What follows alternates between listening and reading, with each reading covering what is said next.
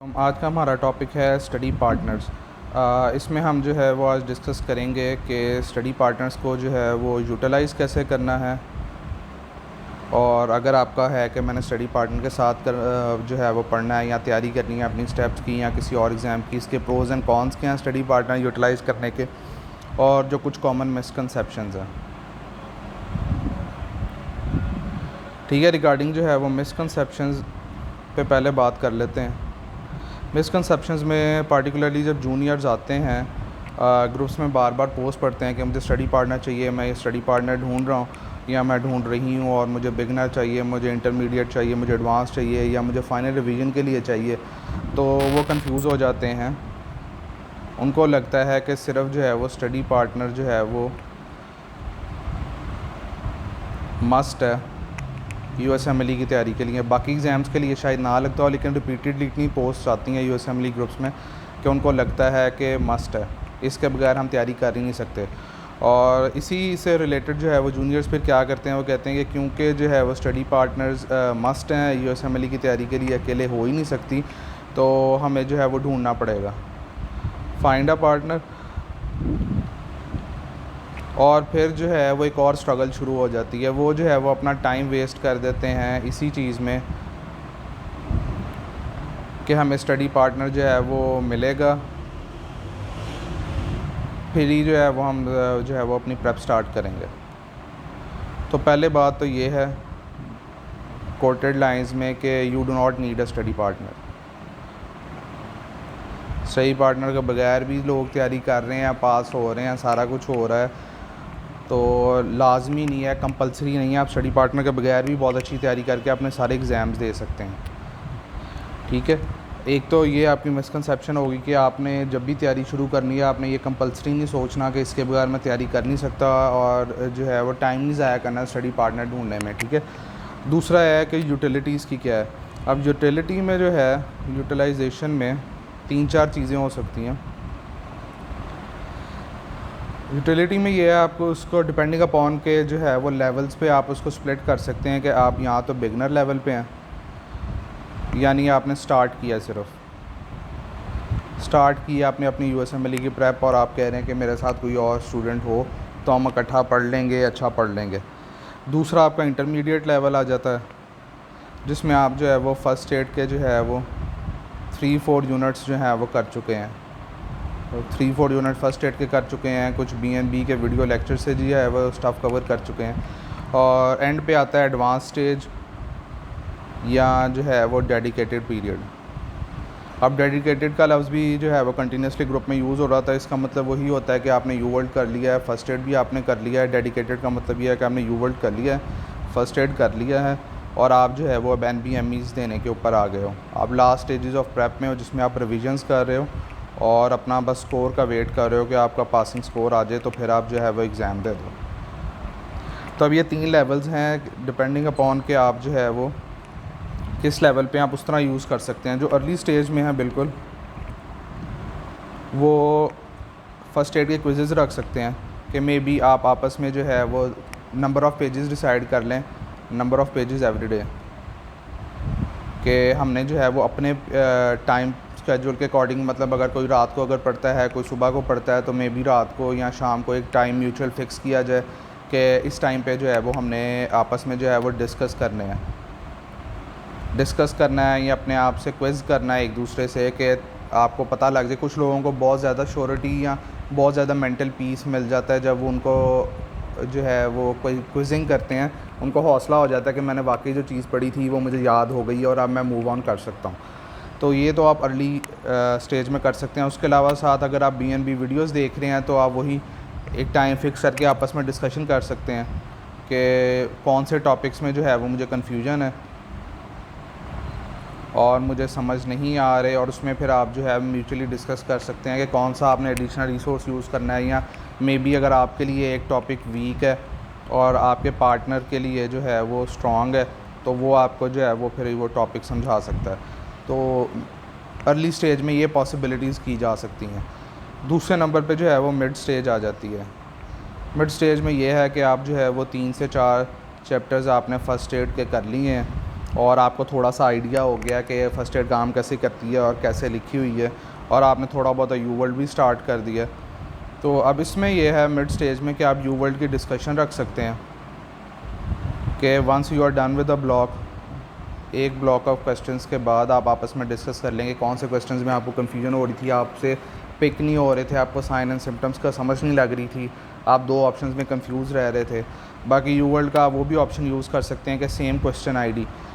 जब भी आप यू वर्ल्ड का ब्लॉग बनाते हैं ना तो उसमें क्वेश्चन आईडी आपको मिल जाती है। अगर आप दोनों फ्रेंड्स या पार्टनर्स जो हैं उस चीज़ को ऐड करते हैं अपने क्वेश्चन में ब्लॉग बनाते हुए, तो आप दोनों का सेम ब्लॉक ऑफ क्वेश्चंस बनता है। तो इस तरह सिमिलर क्वेश्चंस भी आप सॉल्व कर सकते हैं कि आप एक ही क्वेश्चन सॉल्व कर रहे हैं और उसको बाद में डिस्कस कर रहे हैं। उसके बाद जो है वो लेट स्टेज आ जाती है। लेट स्टेज में आप ये कर सकते हैं कि आप अपनी NBME की या फिर फ़र्स्ट एड की क्विक रिवीजन्स रख लें कि आपने एक NBME सॉल्व किया और उसके बाद जो है वो आप दोनों आपस में डिस्कस कर रहे हैं कि आपकी कौन सी मिस्टेक्स हुई, कौन से जो है वो यूनिट्स आपके वीक हैं और कैसे उनको जो है वो अपनी वीकनेस को टैकल करना है। या फिर फ़र्स्ट एड की क्विक रिवीजन्स के में भी एक चैप्टर जो है या एक जो है वो मेजर चंक में भी 20 पेजेस जो हैं वो एक ने पार्टनर ने जो है वो डिस्क्राइब करने हैं या जल्दी जल्दी जो है उनके इंपॉर्टेंट पॉइंट्स के ऊपर जो है वो गो थ्रू करना है, और बाकी 20 पेजेस जो हैं उसके ऊपर दूसरे ने गो थ्रू करना है। अब ये आके डिपेंडिंग अपॉन स्टेज कौन सी है आपकी, किस लेवल की आप तैयारी कर चुके हैं और कितनी आपकी रहती है, उसके मुताबिक ये आप 2-3 वेरिएशंस जो हैं वो यूज़ कर सकते हैं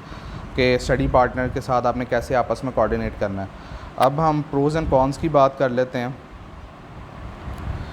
अब जो प्रोज़ एंड कॉन्स है ना उसमें जो है वो मल्टीपल आ जाते हैं। अच्छा जी, अब हम बात करने लगे थे कि हमारे पास जो है वो प्रोज़ एंड कॉन्स क्या हैं। अब इसको लिस्ट करने की कोशिश करते हैं कि आपको स्टडी पार्टनर की अगर आप टेक्निक यूज़ करते हैं, किसी बंदे के साथ मिल के पढ़ते हैं, मे बी फ़िज़िकली किसी लाइब्रेरी में डिसाइड करके या ऑनलाइन ज़ूम या व्हाट्सएप की कॉल्स के थ्रू, तो आपको क्या बेनिफिट्स हो सकते हैं या क्या नेगेटिव हो सकते हैं। अब प्रोज़ में जो सबसे पहला बेनिफिट है वो ये है इमोशनल या मेंटल सपोर्ट।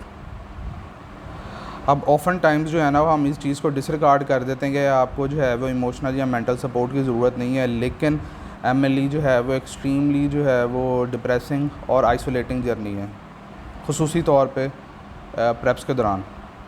तो अगर आपके पास जो है वो स्टडी पार्टनर कोई प्रेजेंट है और वो अच्छा है, तो आपस में आप फिर आपको वेंट करने का मौका मिल जाता है, अपनी शॉर्ट कमिंग्स या एंग्जाइटी या स्ट्रेस को डिस्कस करके रिलैक्स करने का मौका मिल जाता है कि मैं स्ट्रेस्ड हूँ या मैं बर्न आउट हो रहा हूँ। तो इसलिए आपको जो है वो एक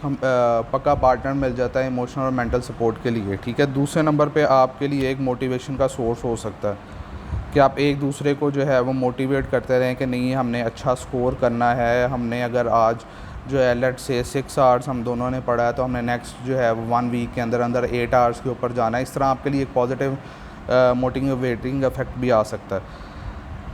उसके बाद थर्ड नंबर पे है ईज़ियर टू रिव्यू कॉन्सेप्ट्स।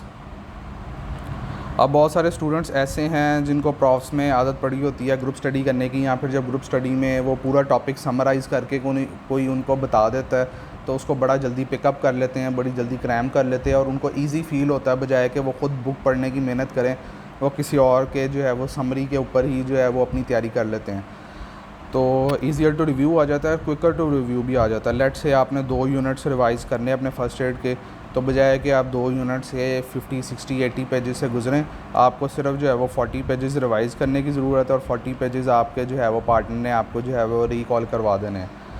फिर जो है वो आपको पार्टनर मिल जाता है डिस्कशन के लिए। कभी भी आपको किसी टॉपिक में कन्फ्यूजन हो तो आपको एक पार्टनर मिल जाता है, और डिपेंडिंग अपॉन कि अगर आपको स्टडी पार्टनर अच्छा मिल गया है जो कि डेडिकेटेड है और मोटिवेटेड है, तो फिर उसमें आपके लिए ये है कि ना सिर्फ आपको सिर्फ प्रेप्स के दौरान, बल्कि बाद में जो मज़ीद कॉम्प्लिकेटेड चीज़ें हैं, जैसे कि आपने जो है वो ECFMG का सर्टिफिकेट अप्लाई करना है, आपने जो है वो वीज़ा एप्लीकेशन अप्लाई करनी है, या फिर आपने जो है वो ऑब्ज़र्वरशिप्स ढूंढनी है, और बाद में मैच के लिए अप्लाई करना है, पर्सनल स्टेटमेंट अपनी लिखनी है, मतलब जितनी आपकी बाद में डिस्कशन से और जो है वो आपको हेल्प की चीज़ों की ज़रूरत होती है, वो सारी चीज़ें आपकी एक अच्छे स्टडी पार्टनर से जो है वो आपको हेल्प आउट हो जाती है कि आप इकट्ठे ऑब्जर्वेशंस ढूंढ रहे हैं, इकट्ठे देख रहे हैं, सीनियर्स को रीच आउट करेंगे, पर्सनल स्टेटमेंट कैसे लिखनी है और मैच में अप्लाई कैसे करना है, तो वो हेल्प होती रहती है। अब दूसरे नंबर पे हम जो है वो बात करेंगे कि कॉन्स क्या हैं इसके। अब कॉन्स में जो है वो ये है स्केजुलिंग डिफ़िकल्टीज़। अब most often the not schedule बनाते हुए बहुत मसला होता है, क्योंकि बहुत कम लोग होते हैं जो वाकई में जो है वो एक दूसरे के साथ इस चीज़ में कोऑपरेट करते हैं। और डिपेंडिंग अपॉन, क्योंकि आपने हर बंदे की फैमिली सिचुएशन डिफरेंट होती है, कुछ लोग रात को पढ़ रहे हैं, कुछ लोग सुबह को पढ़ रहे हैं। कभी खुसूसी तौर पे जब इवेंट्स आते हैं, ईद वगैरह आती है, तो कुछ वो इशू बन जाता है कि एक बच्चे ने 5 दिन पढ़ा है, एक बच्चा कहता है नहीं जी मैं तो फैमिली में बिज़ी हो गया था, मुझसे नहीं पढ़ा गया था, या फिर आज ना करो 3 दिन बाद रख लो। पार्टिकुलरली जो है ये फ़ीमेल्स के लिए, और वो भी जो मैरिड फ़ीमेल्स हैं उनके लिए बहुत ज़्यादा मसला बनता है कि उन्होंने बाकी चीज़ें भी देखनी होती हैं, या फिर जो लोग जॉब कर रहे हैं फाइनेंशियल इशू की वजह से, उनके लिए फिर बहुत मुश्किल हो जाता है कि ड्यूटीज़ के साथ साथ आपस में कोऑर्डिनेट करना। उनका फिर बहुत ज़्यादा एनर्जी और टाइम वेस्ट होना शुरू हो जाता है इसी चीज़ पे कि कब मैनेज करना है और कब हमने डिस्कशन करनी है। तो इसी से स्केजुलिंग डिफ़िकल्टी से ही आपका जो है वो टाइम वेस्ट आ जाता है सिमिलर। और उसके बाद जो है वो पेसिमिज़म। अगर आपके पास एक पेसिमिस्ट पार्टनर आ गया जो खुद तो स्ट्रेस आउट हो रहा है, और बजाय कि उसको आपस में आप लोग डिस्कस करके काउंटर करने के या अपनी वीक टॉपिक्स पे बात करने के, अगर आप कंटिन्यूसली एक दूसरे को डीमोटिवेट कर रहे हो कि जी हमसे नहीं होना, लगता है शायद बहुत मुश्किल है, हमारा स्कोर ही नहीं आ रहा, या हमसे कॉन्सेप्ट ही क्लियर नहीं हो रहा, या बहुत ज़्यादा टाइम लग रहा है, तो फिर आपके लिए बजाय कि वो एक पॉजिटिव पॉइंट होता है कि आपको मोटिवेशन मिलती है, आप दोनों जो है वो इकट्ठे डिप्रेशन में जाना शुरू हो जाते हो और ज़्यादा स्ट्रेस आउट होना शुरू हो जाते हो। एक डिफरेंस आ जाता है स्टडी स्टाइल का, या फिर जो है वो फिर स्पीड का, ये भी बहुत डिफरेंस आ जाता है। कुछ लोग होते हैं वो बहुत स्लो पढ़ते हैं और मल्टीपल रीडिंग कर रहे होते हैं, मल्टीपल टाइम्स रीड करते हैं टॉपिक को, जबकि कुछ लोग जो हैं वो क्रैम करते हैं और एक दफ़ा क्रैम करके या 2-3 घंटे लगा के आगे मूव ऑन कर जाते हैं। तो इस तरह फिर अगर आपका स्टडी स्टाइल में और स्पीड में बहुत ज़्यादा वेरिएशन हो, फिर मुश्किल हो जाती है कि जो रैपिडली करने वाला बच्चा है उसको फिर देखना पड़ता है कि अच्छा नहीं, अगर मैं 10 पेजेस आज कर सकता हूँ लेकिन मुझे स्टडी पार्टनर की वजह से सिर्फ 6 पेजेस तक अपने आप को लिमिट करना पड़ रहा है। और फिर इसी से सिमिलरली लेफ़्ट बिहाइंड भी हो जाता है। अगर लेट से आप जो है वो आपस में डिस्कस कर रहे हैं और आपने NBME दिया है, लेट से एक के जो है NBME 26 में जो है वो 55% स्कोर आया है और एक का जो है 60% आया है, तो वो 55% वाला जो है ना वो लेफ़्ट बिहाइंड फ़ील करता है कि हमने एक ही तैयारी की थी, एक ही हम आपस में डिस्कशन से पढ़ रहे थे, लेकिन उसके स्कोर ज़्यादा आ गए हैं, मुझसे तो ये भी नहीं हो रहा। तो एक अजीब सी वो ऑकवर्ड सी सिचुएशन क्रिएट हो जाती है। और कभी कभार जो है ना बल्कि मेजॉरिटी ऑफ द टाइम्स फिर आप जब वेंट कर रहे होते हो या आपस में एक दूसरे से कोऑर्डिनेट कर रहे होते हो, तो आपकी डिस्कशंस जो हैं वो पढ़ाई से ज़्यादा जो है वो नॉन स्टडी डिस्कशंस पे चली जाती है। नॉन स्टडी की डिस्कशंस जब आपकी होने लग जाती हैं तो अब फिर आप टाइम वेस्ट करते हो, आप स्टडी से ज़्यादा इधर उधर की बातें करते हो, और वो फिर आपके लिए बजाय कि यूज़फुल एक्सपीरियंस साबित हो या आपके लिए म्यूचुअली जो है वो बेनिफिशियल हो, वो नेगेटिव में जाना शुरू हो जाता है। तो ये कुछ जो हैं वो पॉजिटिव्स और नेगेटिव्स हैं जो स्टडी पार्टनर टेक्निक के हैं। बाकी जो मेरी फ़ाइनल एडवाइस होगी कि फॉलो योर प्रॉफ पैटर्न। आपने जिस तरह अपने UHS के प्रॉफ्स या अपनी यूनिवर्सिटी के प्रॉफ्स दिए हैं ना, जिस पैटर्न पे, आप उसको फॉलो करें। अगर तो आप जो है वो सोलो पढ़ते थे रूम में और आपने सोलो ही प्रॉफ पास किए हैं, तो फिर आपको सोलो ही तैयारी करनी चाहिए। और अगर आप जो है ग्रुप स्टडी करते थे, अकेले आपसे नहीं पढ़ा जाता, आप डिस्ट्रैक्टेड रहते हो, तो फिर आपको ग्रुप स्टडी या फिर स्टडी पार्टनर की तरफ जाना चाहिए, क्योंकि कहीं ना कहीं आपका जो है वो रिफ्लेक्सिवली वो पैटर्न बन चुका होता है। जब आपने इतने 4-5 दफ़ा 5 साल प्रॉफ दिया होता है, तो वो आपका नेचुरली कहीं ना कहीं पैटर्न बन चुका होता है कि आप सोलो पढ़ने वाले हो या जो है वो स्टडी पार्टनर के साथ ग्रुप स्टडी में डिस्कस करके पढ़ने वाले हो।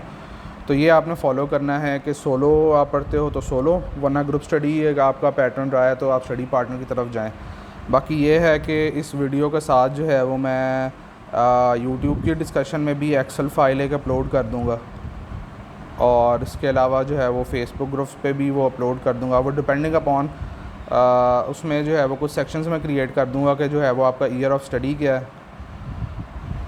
और उसके अलावा जो है वो आप बिगनर हैं, एडवांस्ड हैं या इंटरमीडिएट हैं, बिगनर एडवांस का कर दूँगा, और कुछ जो है 10-15 जो है वो सेक्शंस क्रिएट कर दूँगा, और साथ एक एसोसिएट कर दूँगा मैं गूगल फॉर्म। इसमें फिर ये है कि आज के बाद से जितने लोगों ने स्टडी पार्टनर ढूंढना होगा वो सिंपली जो है वो गूगल फॉर्म फिल करें, और एक्सेल फ़ाइल में उनका सारा डाटा जो है वो एंटर हो जाएगा, और एक्सेल फ़ाइल को जो है वो मैं पब्लिक रखूँगा, ताकि जो भी स्टूडेंट है वो एक्सेल फ़ाइल में देख ले कि अच्छा उसके 4th ईयर के कितने स्टूडेंट्स हैं जो कि बिगनर स्टेज में हैं और वो पढ़ रहे हैं,